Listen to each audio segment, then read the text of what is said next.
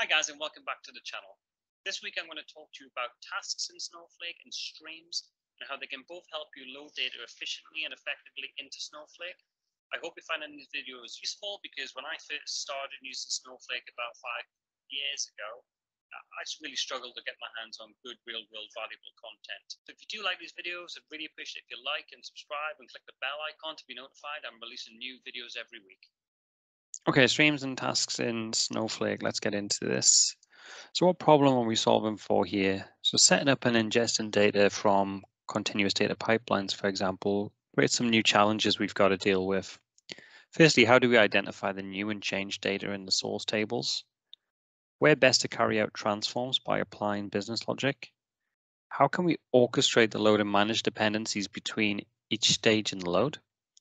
How can you ensure reliability in the cloud? So this is where streams and tasks come into the picture. The two completely independent features of Snowflake, but commonly used in tandem, as you'll discover next. So let's talk about change tracking using streams. So suppose you're loading data into a staging table using Snowpipe. And let's say you want to track changes on that table in order to merge those incremental changes into a target table. So you want to identify the new and updated records and load it into a target table, fairly common kind of pattern and a common scenario that you'll come up against. So a stream object will track any DML operations, that's those inserts, updates, and deletes against the source table. And this process is known as change data capture, or CDC. It's definitely not new, but it's become a lot easier to implement today than it was in the past. I've worked on a lot of projects implementing CDC tools in the past over the years, stretching back for about 10 years plus now. And that previous approaches were quite complex and generally scrape transaction logs or journals from mainframe systems to provide you with a audit log of the changes that had occurred on the source system.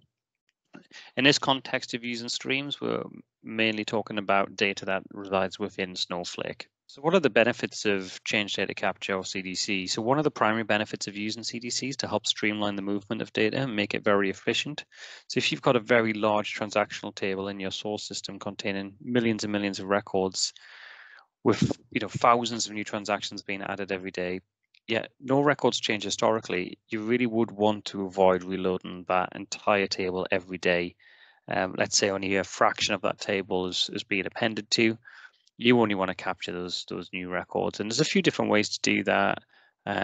Different techniques that I've came across in the past, like maintaining a high watermark, so the last date that you've loaded data up to, and then you take that date to use as an anchor for the next load process on the next iteration, and so on. But that involves quite a lot of upfront work to set up that process. With streams, it will capture the changes for you automatically and provide you with the metadata, which we'll come to in a second, that allows you to leverage and leverage those columns and process that data really efficiently. And so, yeah, so using CDC against the table, you would just be able to identify just those changed records. So what happens in Snowflake when you create a stream? Well, a few things happen.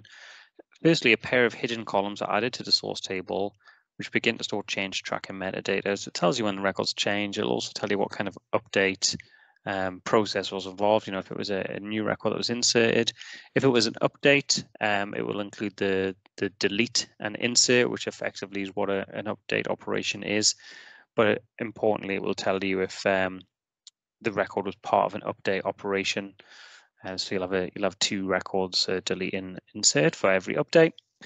If it was just a straight delete, that flag would be set to 0, for example.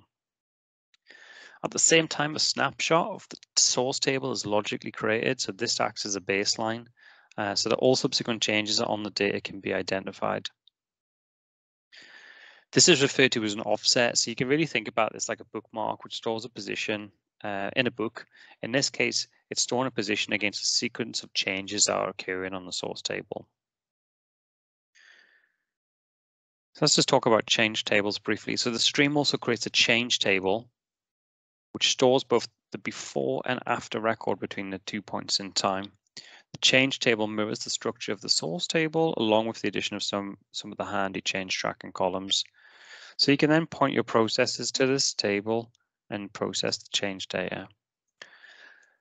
Multiple queries can query the same change records from a stream without actually moving that bookmark, without changing the offset. But it's really important to note that the offset is only moved when stream records are used within a DML transaction. And once that transaction commits, then the offset is rolled forward, so you can't go back and reread the same records again. Before I start talking about tasks and how you can use those in conjunction with streams, if you find this YouTube channel useful and you really want to get beyond the high level information I'm providing you here and really want to get into an expert level of detail with real world kind of practical examples of how you apply these things, then you may have heard that I've got a Snowflake Expert Bootcamp starting. It's an 8-week course ran live with myself, and we're starting that on October the 12th. And so this is really for those people who really want to break into Snowflake and cloud computing in a big way and really want to become experts by getting the depth of the information. This course is certainly not about theory. It's about getting under the covers and understanding how you package up Snowflake's capabilities to address real world complex problems.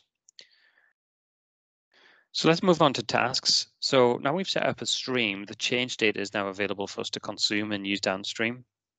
It's more than likely you'll have to join this incoming stream of data to other data from other sources and potentially carry out some transformations, such as applying business logic to make sense of the data before providing it to your end users. So naturally, you'll have a sequence of steps then you'll need to apply in a specific order against the data. You'll also want to move on to automate those tasks and make it easy to schedule the execution of each step. And that's where tasks end as the frame. So what do tasks do? Well, tasks execute a single SQL statement, giving you the ability to chain together a series of tasks and dependencies so you can execute them as required.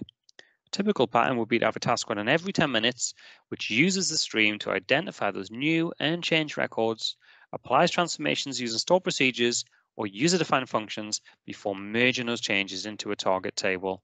The data is then ready to be used in queries, dashboards, and analytical models, or be made available to operational systems.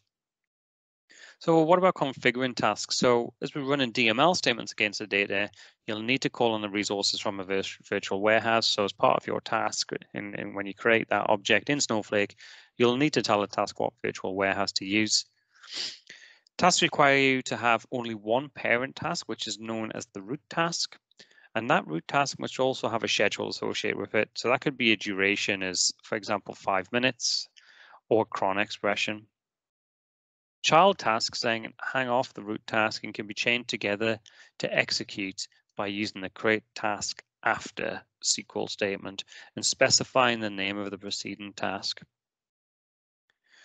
So in summary, then streams allow you to easily capture changes on a source table or source tables, allowing you to efficiently feed downstream processes, while tasks allow you to link a series of SQL queries together while helping you manage dependencies.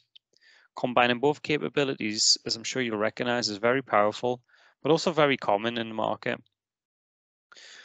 Try to encapsulate logic within functions, user-defined functions, and stored procedures. And if you want to know more about how stored procedures work, then I've got another tutorial video on that goes into more detail. If you click on the pop-up banner at the top of the screen, you'll be able to watch that video next. And the main reason you want to do that is to modularize your code really and avoid embedding SQL code directly into your tasks.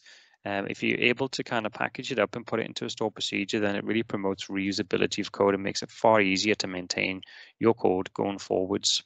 Just want to point in the direction of some additional resources that might help you. I really would like you to like and subscribe to the channel if you're finding it useful, and drop me a message in the comments below. If you're interested in taking the SnowPro core certification, then I've got a Udemy course available, and it's helped over 2,000 students so far. I've also got a free guide as well, and if you want to drop me an email or get in touch with me on LinkedIn, my details are there, and I'm more than happy to send you the free guide to help you also prepare for the SnowPro core certification. Finally, I've got a new book coming out soon on Snowflake due next year. And that's all for this session. I'll see you in the next one.